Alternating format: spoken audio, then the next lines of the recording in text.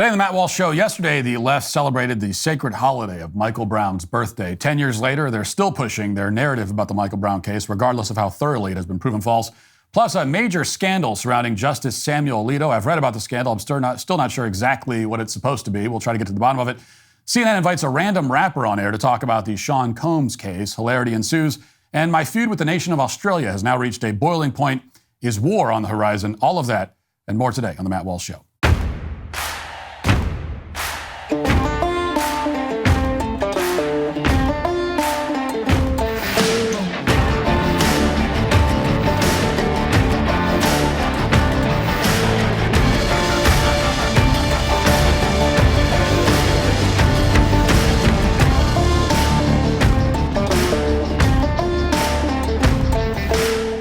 Well, it's 2024, and if you're still spending your money with woke companies, cut it out. There are a lot of great companies out there that aren't shoving diversity and inclusion initiatives down the throats of their employees or their customers. Maybe you're already doing business with some of these. That's great. Maybe you're boycotting companies who have made headlines by acquiring the latest trans influencer as their spokesperson. Even better, but have you given much thought to where your money is currently invested? A lot of big wealth management companies make billions of dollars investing your money however they want, wherever they want, even if that means investing in businesses who don't care about your values. You can align your portfolio with your principles today with my friends at Constitution Wealth.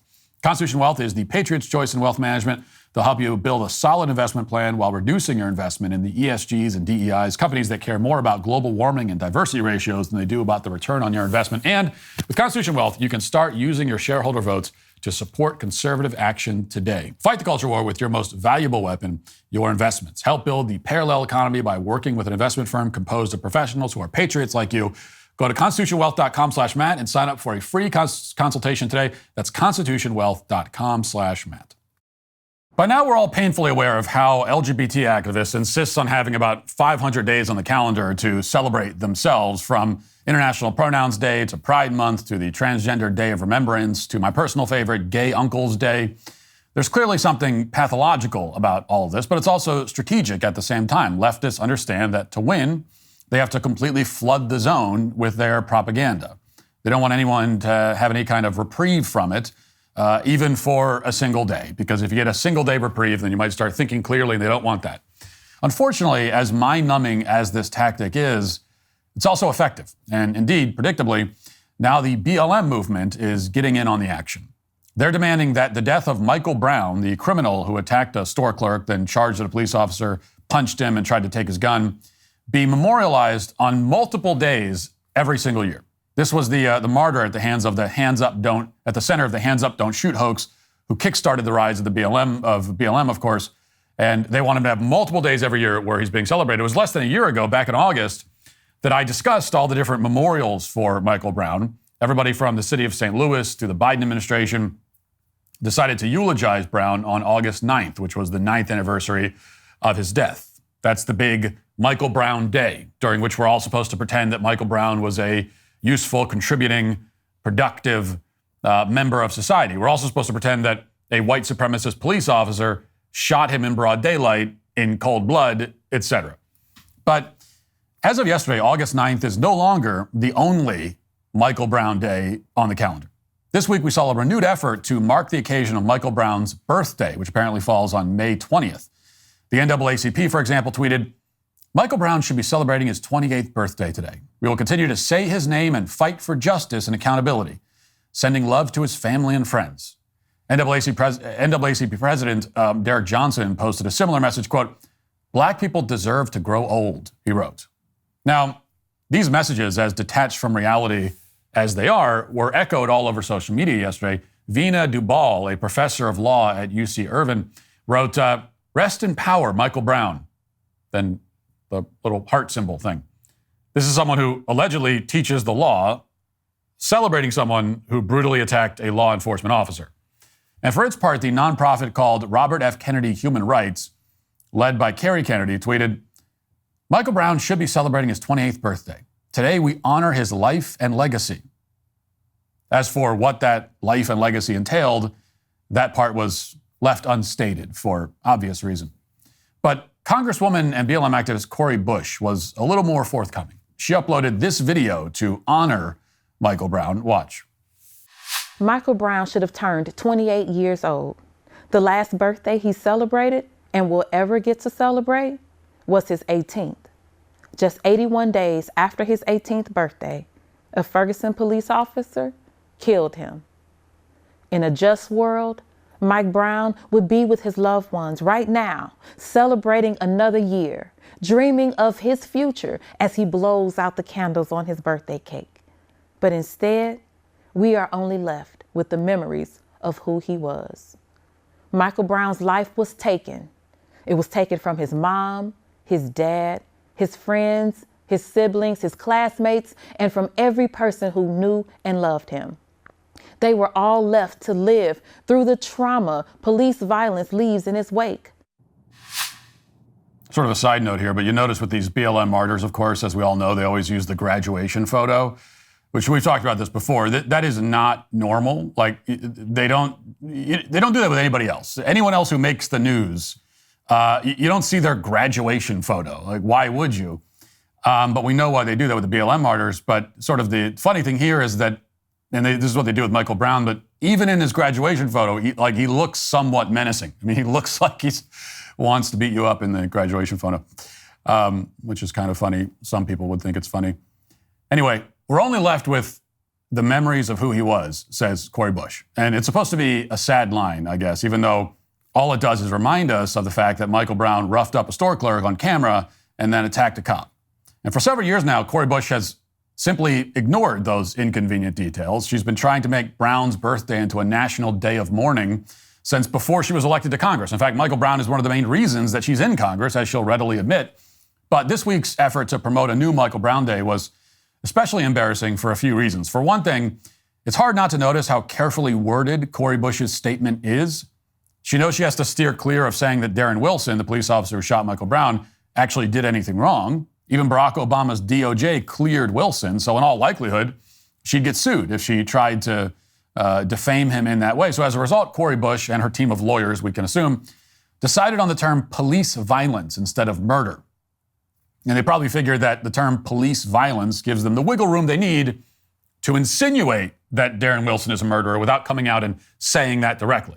After all, the act of self-defense can definitely qualify as violent, even though it's completely justified, and he was a police officer, so police violence. That's the level of word games and manipulation that we're seeing from BLM activists in Congress right now. They're choosing their words very carefully to elicit the reaction they want, but somehow that wording about police violence was not, in the end, the most deceptive portion of Cori Bush's video. Let's listen on and get to that. Here it is. Police killings of unarmed Black people are responsible for more than 50 million additional days of poor mental health days per year. It's devastating our communities, and it must be addressed. That's why, in Mike Brown's honor, alongside Mike's mother, Leslie McSpadden, I am reintroducing the Helping Families Heal Act, also known as the Mike Brown Bill. Now, this is one of those statistics that when you hear it, you immediately know it's fake, if you have a brain in your head anyway. You don't need to use Google. You could just recognize it intuitively. She says that police killings of unarmed Black people are directly responsible for, quote, 50 million additional days of poor mental health days per year. But she doesn't define poor mental health days or explain how she's concluding that police shootings are causing these poor mental health days, or explain how we distinguish regular poor mental health days from the additional ones. Like, additional compared to what? And that's because the whole point of statistics like this is to shock you with big numbers so that you don't stop to think about what they're saying, which, and it turns out that what they're saying makes absolutely no sense whatsoever. If you look into them, even for a second, you'll realize they're completely made up. This particular statistic has been cited all over the place, including Howard University Law School. And as best I can tell, it originates from a 2018 article in The Lancet entitled Police Killings and Their Spillover Effects on the Mental Health of Black Americans, a population-based quasi-experimental study.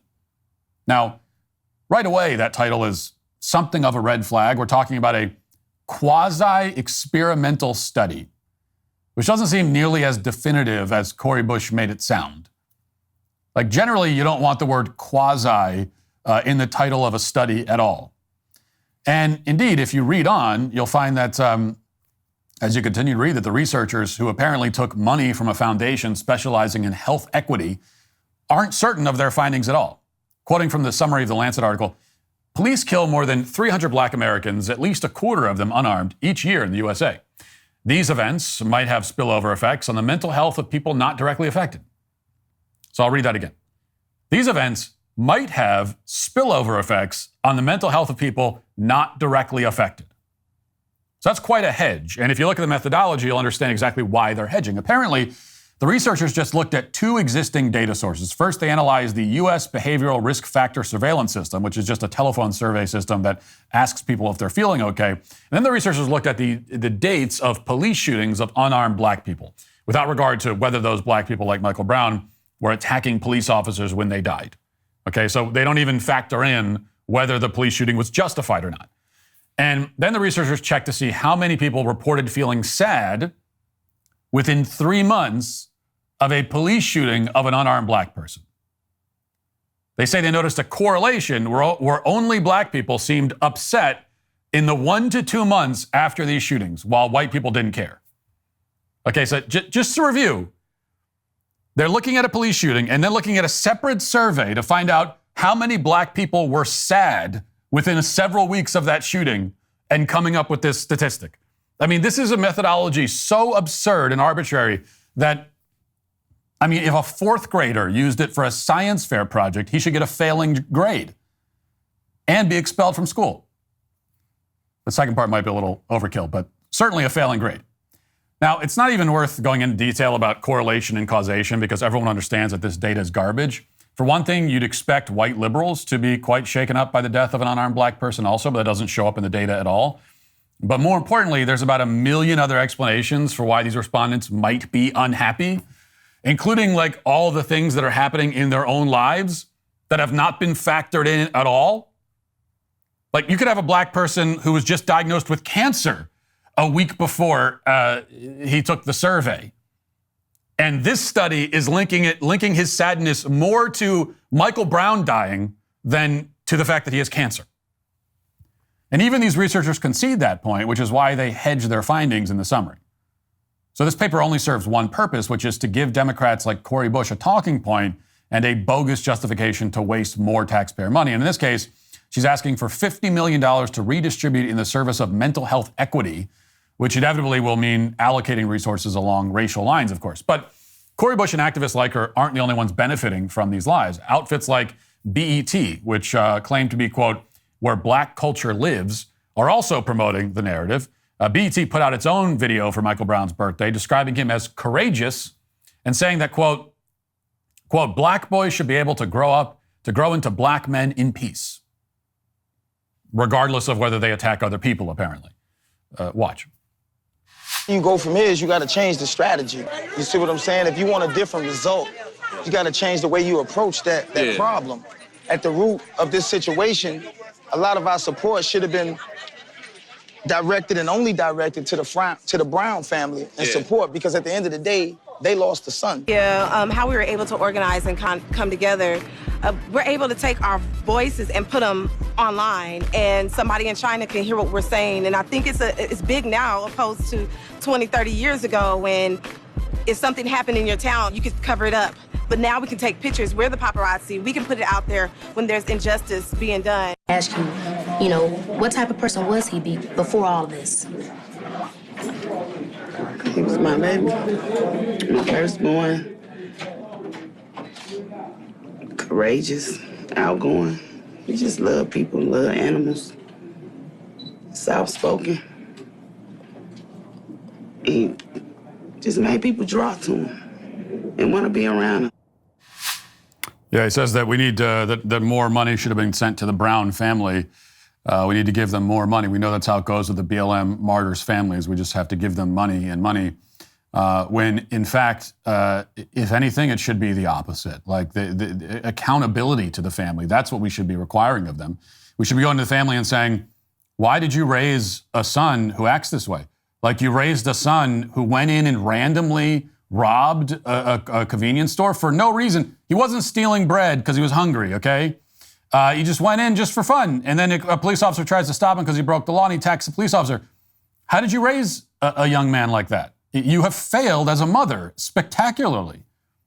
You remember the two parents, white parents, of course, who were just sent to prison because they raised a son who turned into a school shooter. So when it's a white family, in that case, we send the parents to prison because we blame them for how the kid turned out. And when it comes to the BLM martyrs, it's the other way around. You raised someone who turned into a violent criminal, and rather than any sort of accountability, we actually give you money for it as like a prize. Now, as with the Cori Bush video, you'll notice that they don't want to talk about how Michael Brown actually died. It's all about how activists organized and spread their message online. It's about what type of person Michael Brown was, according to his mother. Now, all these activists and organizations, from the UC Irvine law professor to Cori Bush to BET, understand exactly why Michael Brown died. They know he didn't die in service of any higher purpose. He wasn't a martyr or even a foot soldier. He was a violent criminal who somehow made living in Ferguson for everybody else even more dangerous and miserable than it already was. But all these activists also understand that the Michael Brown hoax gave rise to the BLM era. That's a mythology they cannot revise or reject at this point, nor would they want to revise or reject it because it's given them so much power and influence and money. And therefore, the perpetrators of the hoax are sticking to the script no matter what. They're simply ignoring all evidence that clearly contradicts their claims. This is what you have to do if you desperately want to build a movement around a false narrative. You can never admit that the narrative was false. You just have to keep repeating the lie over and over again at every opportunity. They won't stop celebrating Michael Brown, until we're celebrating him all 365 days of the year. And they're betting that eventually the history books will reflect their manufactured version of what happened in Ferguson. That's clearly their goal. And unless conservatives start telling the truth about that day, and until they start defending Darren Wilson anywhere near as much as the left worships Michael Brown, then eventually, through sheer repetition, activists like Cori Bush will get exactly what they want. Now let's get to our 5 headlines.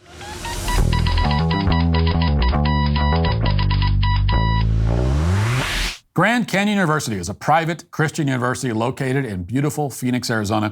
GCU believes that our Creator has endowed us with certain unalienable rights to life, liberty, and the pursuit of happiness. They believe in equal opportunities and that the American dream is driven by purpose. GCU equips you to serve others in ways that promote your flourishing, which will create a ripple effect of transformation for generations to come. Whether you're pursuing a bachelor's, master's, or doctoral degree, Grand Canyon University's online, on-campus, and hybrid learning environments are designed to help you achieve your degree. GCU has over 330 academic programs as of September 2023. GCU will meet you where you are and provide a path to help you fulfill your unique academic, personal, and professional goals. Find your purpose today at Grand Canyon University, private, Christian, affordable. Visit gcu.edu. That's gcu.edu. Let's start with a major scandal, supposedly a major scandal anyway. CNBC reports Supreme Court Justice Samuel Alito sold shares of beer giant Anheuser-Busch InBev as conservatives were ditching the Bud Light brew over its partnership with a transgender social media influencer. On the same day that Alito sold Anheuser-Busch, he then bought the same amount of stock in Molson Coors, a company with a history of facing political boycotts of its own. The filing shows. The transactions have bred fresh accusations that Alito, one of the high court's 6 conservatives, is engaging in or aligning with partisan politics, despite a recently adopted code of conduct that directs the justices to refrain from political activity. And then it goes on. You can keep reading the article, and you'll read several paragraphs. You'll read the whole thing, and you'll never make it to the part where they tell you what the scandal is exactly. I guess this is the scandal. He sold Bud Light stock when Bud Light embarrassed itself and sustained massive brand damage by promoting gender ideology. And this tells us, supposedly, according to CNBC and many other media outlets that have reported this in big, blaring headlines, Samuel Alito sold Anheuser-Busch stock. It's supposed to call into question his impartiality. But what does that mean exactly? I'm not even trying to be funny here. I genuinely don't understand what the scandal is even supposed to be. This is where we are now when the media tries to manufacture scandals about people on the right. It used to be that they'd make up a scandal, but at least you understand, and they're lying, but at least you understand what the scandal is supposed to be. And they still do that. But sometimes now it's like, okay? What are you even trying to imply here? I don't get it. So as an investor, he's supposed to be impartial to the value and the financial health of the companies he's investing in? Is that the kind of impartiality you think he's required to maintain? Maybe next they'll have a breaking news report about how Alito's impartiality was questioned because he went to a steakhouse and got a New York strip medium rare, and he should be impartial to how the steak is cooked. He shouldn't care when they say, "How do you want it cooked?" He should say, "I have no opinion. I'm impartial. I have no opinions whatsoever about that. In fact, I don't even know if I want a steak. Give me anything. Just give me food. In fact, I don't even know if I want food. Just give me a plate or do anything you want at all. I have no opinions of any kind about anything." Maybe that's what they want, because there is partiality there. I mean, I bet that Samuel Alito, he even has multiple outfits in his closet, and he goes into his closet and quite partially chooses one particular outfit to wear every day. I bet that's the case, and that's a scandal, because he should walk into his closet blindfolded and randomly pull anything off the hanger and put it on. I mean, that's the level of impartiality that we should demand of our Supreme Court justices. In fact, when he drives down the street, he should not be partial about where he's going or what his destination is or if he's on the road or the sidewalk. He should just randomly drive and then stop at some point and turn around and come home, or not home. I mean, not to his home, to anyone's home, because he's not partial about where he goes or where his home is. It just shows you how desperate the media is to find a scandal for the conservatives on the Supreme Court. We know they've been doing this to Clarence Thomas for decades, and every time they have a new, you'll never guess, you'll never believe what they did this time. And then you listen to the story, you're like, okay, is that really the best you got? I continue to be incredibly impressed by how ethical these conservative Supreme Court justices really are. I mean, they're way beyond. I mean, you would expect, just because they're people, to have like a little smidgen of ethical problems here and there. Like, no one's perfect, but apparently these people are. I don't know. That's what I'm getting, because like you're trying to find any scandal you can find on these people. Like you're obviously not cutting them any slack. You're digging, and we know that every major media outlet has people working on this round the clock. Find scandals on these people. And this is the best they can do. It's amazing. And Alito has been the target, actually, over the past couple of weeks. They've they haven't moved on from Clarence Thomas, but they've briefly taken a break from smearing Clarence Thomas 24/7, and they've moved over to Alito. And it started several days ago when the media freaked out over reports that Alito's house allegedly briefly had an upside-down flag hanging outside of it. And this, again, major news, major breaking news, headline news that Justice Alito had an upside-down flag. And we're told that the upside-down flag is a symbol of election denialism. The upside-down flag means that Alito denies the 2020 election, they tell us. Because this is what the media does. They just invent symbolism out of thin air. They say, oh, this random thing or gesture, we'll tell you what it really means. And meanwhile, none of us have ever heard that before. Like, all of us hear that and we say, "What? Since when does it mean that? What are you talking about? Upside down flag means that you deny that." What? Where are you getting this? I am a conservative. I'm on the right, and that's just not a thing. I don't know what you're talking about. It's QAnon level absurdity from the media constantly. Now, of course, the upside down flag has been a universal sign of distress for centuries. And that's what it generally means when someone hangs it upside down. It's like a symbolic sign of some kind of distress. Could mean anything. Like, what is it? Who knows? We don't know. What did it indicate at the Alito household? I'd have no idea. Apparently, according to Alito, I think it had something to do with a dispute with the neighbor or something, and the wife hung it upside down as some guy. It doesn't matter. It's what does that have to do with anything? What does that have to do with his ability to adjudicate these cases? Of course, it has nothing to do with it whatsoever. But again, this is how desperate they are. That they're now like checking the sort of decorations outside of his home. Maybe next they'll tell us that Samuel Alito had one of those garden gnomes, and it was lying on its back. He had a tipped over garden gnome in his garden. What does that mean? Well, that could mean anything. That's his symbol that he's planning a coup. He's planning an insurrection. That's the tipped over garden gnome. That's a symbol among all the insurrectionists. There's a plot of insurrectionists in the country, and they all have garden gnomes. They tip it over, and that's no. I'll tell you what it is. It means that he's signaling to the other people, in the underground insurrectionists, that the meeting is at his house tonight.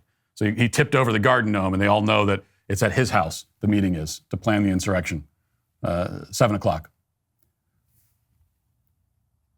Bring your own BYOB. Okay, so this is fun. Here's CNN embarrassing itself as usual. Last night they brought the rapper Cameron on air to talk about the Sean Combs situation, the video of him brutally assaulting his girlfriend. And they brought on this guy who's a rapper. Why him? Is it just because he's a rapper? Like Sean Combs is a rapper, sort of? Does he still rap? I don't know. He's a rapper, so, we brought on this other rapper to talk about this rapper beating up his girlfriend. You would think that if they're bringing on Cameron, that he must have some sort of involvement, some sort of link to this, that he could provide some insight. It turns out not. In fact, he had less than nothing to say, and hilarity ensued. Let's watch. First, when you saw that video of Diddy, Cassie in that hotel, did you recognize that Sean Combs from your experiences? I don't know like that. What do you mean, do I be recognized? Did I recognize him? I seen him. What do you mean my experiences? I seen him and I thought it was disgusting. I didn't do a zoom in to see if it was really him or nothing, but he admitted it was him, so yeah, it was him. What did you think about the apology that he gave in that other video? The apology ain't for me to decide, it's for Cassie. What I think about it don't matter. He ain't do nothing to me. Cassie need to ask Cassie if she accept the apology. Can you tell us a little bit more about that? I mean, is there something known in the industry about how Diddy treated his artists?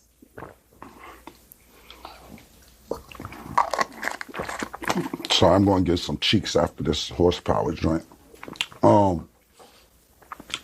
I'm just going off what Mace said. Mace took me to Biggie. I don't really know Puffers like Mace know Puff.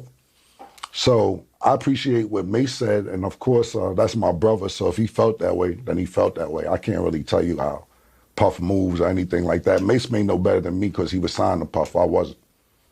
But my show does come on at 8 a.m. Eastern on YouTube. It's called It Is What It Is. And y'all make sure y'all check it out. Who the talent agent for this joint? Like, you think I'll be sitting around watching what Diddy do and all this? I didn't know this was a Diddy joint that y'all invited me to. Who booked me for this joint? All right. Wow, and I don't be sitting around watching Diddy and all that. Yeah, thanks. Man, come on, man. Thanks for joining us. Thank you for your time. Very informative interview. I mean, it is the most interesting interview that CNN has done maybe ever. And, he says in there that he'll be getting some cheeks after this.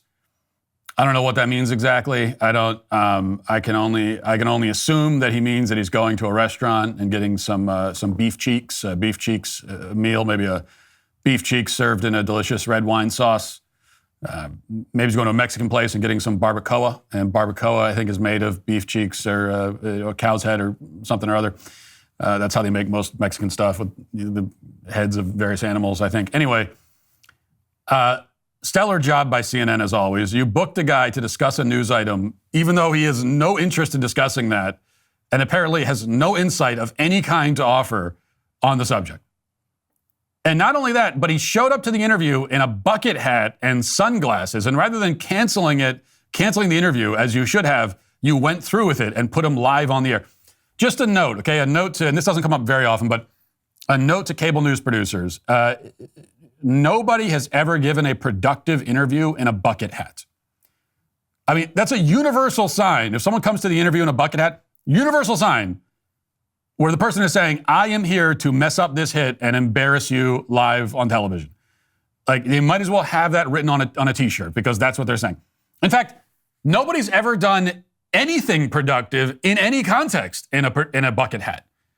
Nothing of value has ever been achieved by anyone ever when they're wearing a hat like that. It's never happened one time, I'm telling you.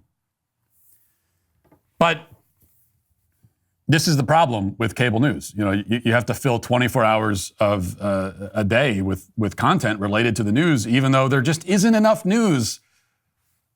There isn't enough relevant news. I'm sorry, the world is not that exciting. I mean, there are interesting things happening, but the world's not so exciting that there's 24 hours worth of stuff to talk about every single day. You know, and even if there is like an interesting news, there's only so many things to say about it. And when it comes to this story of Sean Combs, it's like, yeah, he's a terrible guy. He beat up his girlfriend. He should be in prison. He's probably done a lot of other terrible stuff. What else is there to say about it? I mean, he's bad. He's a bad guy. So did you need Cameron to come on and tell you that? So what you end up doing, if you're on cable news, is you just bring on anyone to fill the airtime. I mean, I'm not saying anything you don't know, but this is the way it works. You have to fill the airtime. That's it. You have to fill the airtime. Doesn't matter with who. And I can remember this back from when I used to do cable news hits frequently, and I would get asked sometimes to come on air and discuss some subject that I don't care about at all and have no insight into and have never even talked about publicly. And I'm asked to talk about it. And so I would sometimes turn down interview requests on that basis. Because every once in a while you have a producer that, you know, reaches out and says, hey, can you come on for the C block tonight? And you say, okay, what's the topic? And they say, the stock market took a big hit today. We want to get your take on that. But you want my take on that? Why do you want my take on that? Here's my take. It's bad. It's bad. I wish it hadn't happened with the stock market. It sucks. Really sucks, okay? That's my take. And now I will admit that early in my career, I didn't feel like I could turn down those kinds of opportunities. So I would end up on air chiming in on some topic that's way outside of my wheelhouse. So, you know, you'd have the host come on and say, tensions are rising in Syria tonight. Here to weigh in is this random guy with a blog who's never said anything about this and has no information to give us. What do you have to say, Matt? Well, I think tensions are bad. I wish that there weren't tensions, but there are. And I'm anti-tensions. I'd prefer if there were no tensions, frankly. All right. Speaking of tensions, New York Post has this headline: half of Americans think climate change will destroy the planet in their lifetime. So this is half of Americans allegedly destroy the planet. This is, you know, they think the apocalypse is going to happen. Here's the article. Half of Americans believe climate change will devastate the earth during their lifetime, according to research. The survey of 5,000 Americans split evenly by state revealed that 48% of all respondents believe they'll live to see climate change destroy the planet. Respondents in Hawaii were the most likely to agree, with Vermont and New Mexico rounding out the top three states most concerned about the effects of climate change in their lifetime. Washington and Minnesota were fourth and fifth, respectively. And it's just giving us a bunch of states and how concerned they are. I don't know, who cares about that? Where's Tennessee on this list? Now I just have to know because I live here. Okay, well, so Tennessee, we're 44. We are the 44th least concerned about climate change, but we still come in at 41%. Indiana is the least concerned of all. Now, needless to say, all polls are at least somewhat fake. Every single poll that's ever been done is at least somewhat fake. Many of them are entirely fake. And this one may be towards the latter end of that spectrum. But then again, there obviously has been a relentless propaganda campaign to convince Americans, starting basically from birth, that we're on the verge of a planetary climate change apocalypse. So it makes sense that half of the people subjected to that propaganda, if not more, would be gullible enough to fall for it. So maybe the poll results are accurate. Maybe half of Americans really do think that the planet will soon be actually destroyed. And by destroyed, we could only, what does destroyed mean? It must mean that it's like an unlivable hellscape. Otherwise, it's not destroyed. So let's assume that for a moment, okay? Let's assume for a moment that 50% is the right figure. The weirdest thing here, aside from the fact that it's false, okay, the planet is not going to be destroyed. We're fine, okay? We're fine. I mean, we're not fine. We're not fine. None of us are fine, and we are going to all die sooner rather than later, but not from climate change. Okay, climate change will not be the thing that kills you. Something will kill you. Something will kill you, and when it kills you, it will be scary and probably painful and miserable. And you'll be lucky if you die quickly. Most people don't. For most people, it's drawn out, and you die slowly, and it's just an absolute horror, an unimaginable horror awaits you, for sure. But my only point is, it won't be climate change. So cheer up a little bit.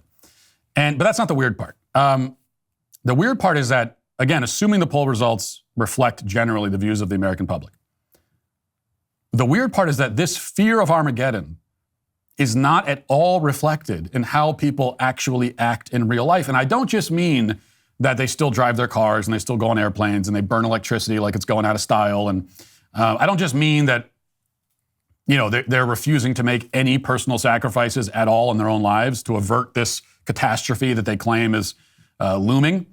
Although obviously that is true.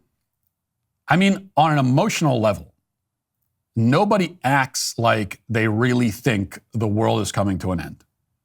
Because people are still going about their lives, they're scrolling social media, they're watching TV, they're wasting a lot of time, they're worrying about the most petty bullcrap imaginable. They're getting caught up in the most insignificant controversies and outrages and everything else. And you'd almost hope that there could be some positive that comes from so many people being fooled into believing in this apocalyptic prophecy. You'd hope that there'd be some positive. You'd hope that at least it makes people a little bit more serious-minded, gives them a seriousness of purpose, helps them to focus on what actually matters in life. But it's not having that effect at all. At all. Like, how is it that everyone thinks we're about to die but we've become more superficial and pettier in response to that? It doesn't make any sense to me. So we get all the negatives of people thinking they're about to die. We get the fear and paranoia and that, but we get none of the positives that should come with that. I mean, I'm almost at the point where I don't even want to convince people that the world isn't ending. It's pointless anyway. So what I want to say is, sure, yeah, it's ending. The world's ending. I mean, sure, okay, fine.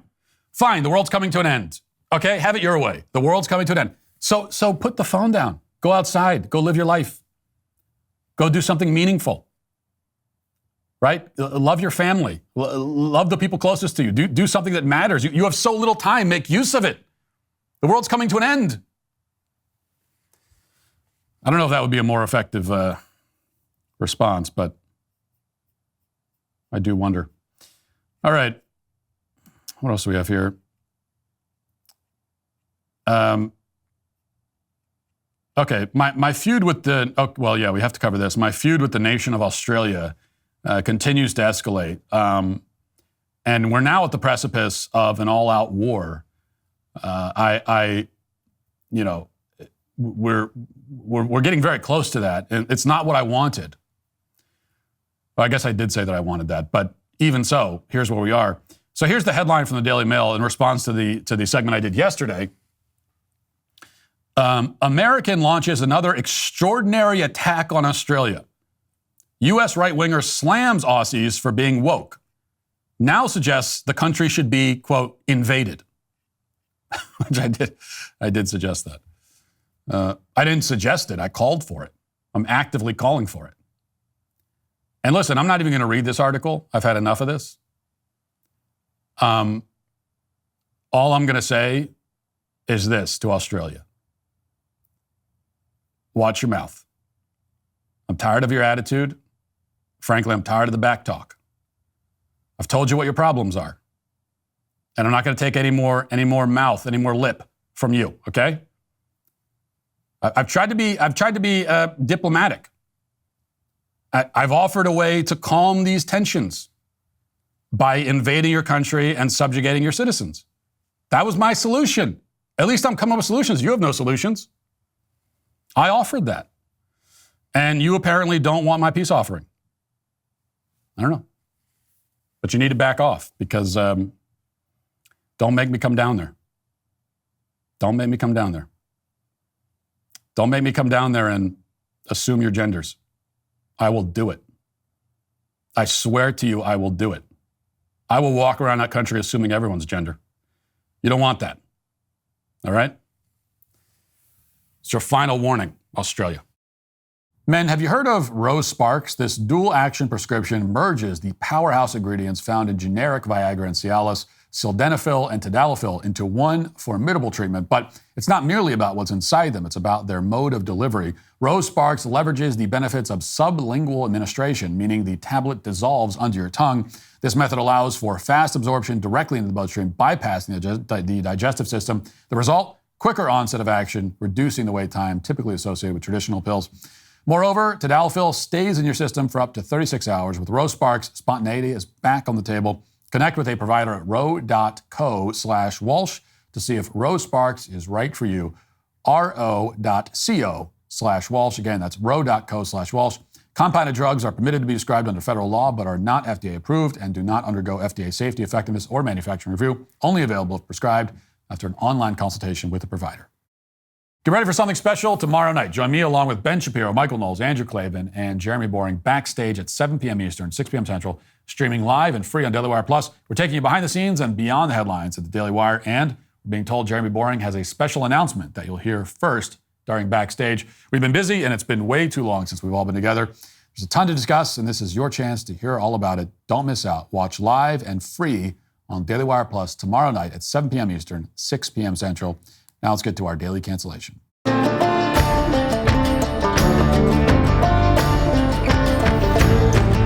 A viral video this week shows an altercation on a Frontier Airlines plane between a passenger and a flight attendant. According to the person who posted the video to TikTok, the woman, who was seated in an exit row, refused to agree to comply with the requirements for sitting in an exit row. Reportedly, she said she didn't want to help save anyone in the case of emergency. This led to a long argument with the flight attendant, which ended with the passenger getting arrested and the entire plane forced to deboard. Watch. We already agreed. Yeah, she's talking to me. What is the problem? Because she don't want to tell us her name.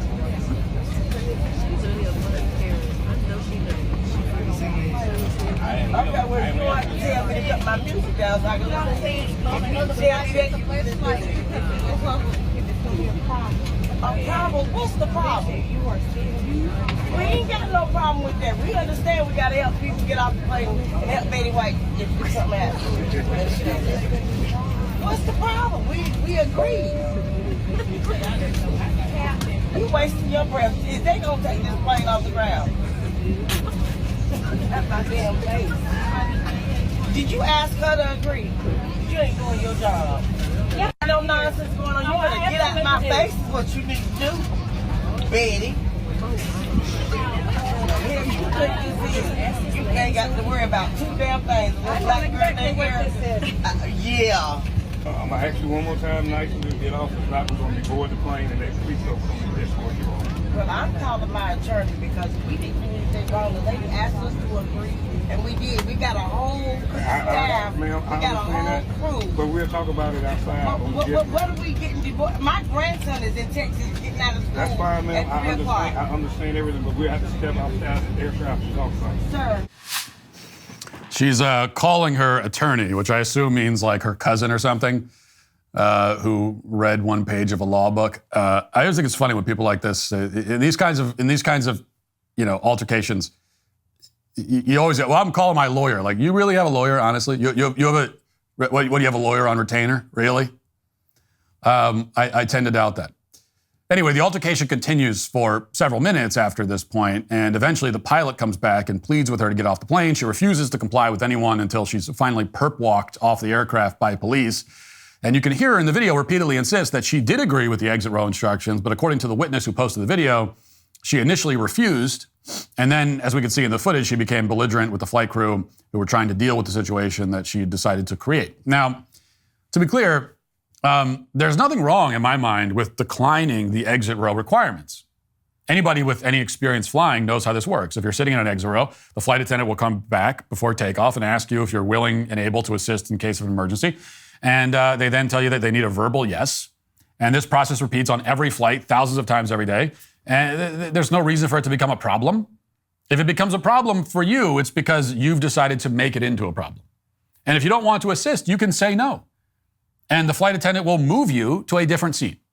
Only once in my life have I ever witnessed an exit row passenger say that they're not willing to assist in case of emergency. And in that case, the woman got up from the seat as instructed. She moved to a different seat, swapped with another passenger who was more than happy to take the exit row. And the whole thing only delayed the boarding process by like 30 seconds. That's fine. In fact, I understand why she said no. The rest of us always say yes, even though none of us really have any idea what we're agreeing to. We don't know what we're agreeing. Nobody knows. No one has any idea, actually. No one does. I don't think it's even written down anywhere. At least I've never looked. Probably is written down, but I haven't looked.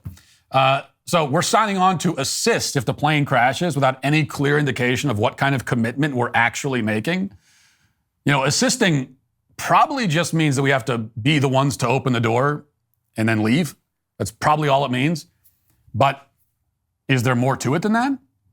Do we have to get off the plane last, even while it's in flames and about to explode, so that we have to stand there and like help everybody, you know, down the slide thing, and the plane's on fire, and we've signed on, we've signed in blood that we have to stand there and go down with the ship, basically. Now, if that's the case, shouldn't there be a discount for sitting in the exit row, not an additional fee? Now, in any case, most of us don't worry much about whether the exit row requirements mean burning to death in the inferno. We just want the leg room, and we're willing to pay the price with our lives if necessary. If you are worried about it, you can say no, and then you can get up and move to another seat. That's fine. This woman apparently said no, but was unwilling to get up and move, which is what set off the chain of events that ended with her arrested, the flight significantly delayed, and dozens of people unnecessarily inconvenienced. Now, part of the problem here is that, of course, that it's Frontier Airlines. And this is what you get when you fly a budget airline. You get belligerent, low-class idiots looking to make your flying experience as cumbersome and frustrating as possible. And this is on top of the airline itself, which is also determined to give you that sort of experience. So the airline and the a-holes conspire against you, and you can do nothing but simply endure whatever torments they choose to inflict on you. This is how flying works in general these days, but that's especially the case on a budget airline. Insult is only added to injury because the worst thing about a budget airline is that it isn't really a budget airline. The budget in budget airline just means that they charge you slightly less upfront for the ticket, but then they recoup that money with additional fees downstream. So you might pay 20% less for the ticket, but that's before they hit you with the baggage fee and the carry-on fee and the fee to select a seat and the fee that, if you want a cup of water, the fee if you want leg room, the fee if you want a seat inside the plane instead of being strapped to the top like a luggage rack on a minivan. Unfortunately, there is no fee to insulate you from the needlessly antagonistic jerks on the plane who might decide to delay your flight by 90 minutes just because they want to have a random showdown with the flight attendant. It all adds up to the reason why I would never fly a budget airline under any circumstance. Like I wouldn't fly it if you paid me to. Driving is preferable. And if the destination is too far to drive to and you can't spring for a ticket on a real airline, then you don't need to go wherever you were planning to go. So if you're saying the only way I can get there is by Frontier or Spirit, I can't, it's too far, I can't drive it. Well, then my answer is you don't need to go there. I don't care what it is. Oh, it's my brother's wedding. Well, he doesn't need, everybody else will be there at the wedding. Like, what are you really bringing to the table? Let's be honest. But as many of my listeners will eagerly point out, it's not like the real airlines are much better. They are also looking to nickel and dime you every step of the way, and the passengers on those planes can also tend to be obnoxious and almost as low class as the Frontier and Spirit crowd. This is not a problem you can escape entirely unless you fly private. And as basically everyone who flies has noticed, the whole experience has deteriorated in quality in just about every way. And there are a lot of reasons for that, and many of the reasons can be blamed on the airlines themselves. But you can't really blame the airlines for the rude, aggressively unpleasant passengers like the one in the video who just go out of their way to create irritating drama that all of the other people trapped in the metal tube 30,000 feet in the sky are forced to endure. And there are a lot of these kinds of unruly passengers on airplanes these days. That's not just our anecdotal observation. The FAA keeps track of this kind of thing, and they report that unruly passenger incidents have steadily climbed over recent years. Why is that happening? Some of it, again, goes back to the airlines. When you treat people like cattle, you try to bilk every last dollar you can out of them, you create an automatically frustrating, intense, and stressful situation. But it can't all be blamed on the airlines. The flight crew in this case didn't seem to do anything wrong. This case is a reflection of a deeper problem, which is that we live in a low-trust society where we can no longer depend on each other to be even minimally decent, honest, and cooperative. You know, there used to be a general cultural understanding that when you're on a plane, you have to be polite and reasonable and compliant and even present yourself well, dress well, present yourself well. But that understanding is no longer shared by everyone. Many people are impervious to the shame that breaking this social contract would cause. They feel no obligation to behave in a decent way and no embarrassment about it. They have no sense of personal honor, which means that they feel no discomfort with acting dishonorably. They fundamentally reject the idea that they have any obligation to comport their behavior in any way with any set of rules or standards. If you say to this type of person, well, you shouldn't act this way because it's disrespectful and disruptive to those around you, they will respond by asking, why should I care about the people around me? And that's not a rhetorical question for them. They sincerely don't understand why any other human in existence should matter to them in the slightest. This is why flying is miserable. It's also why doing anything in our culture can be miserable. It's why it's miserable to live anywhere with a high concentration of people. It doesn't have to be this way. It wasn't always this way. I mean, we've never lived in a paradise, but there was a time when basic standards of personal conduct were observed by most people most of the time. That's no longer the case. And disputes over the exit row on a Frontier flight are the least of our problems because of it. But that is the manifestation of this underlying problem that we're discussing today. And it's why the woman on that flight is today canceled. That'll do it for the show today. Thanks for watching. Thanks for listening. Talk to you tomorrow. Have a great day. Godspeed.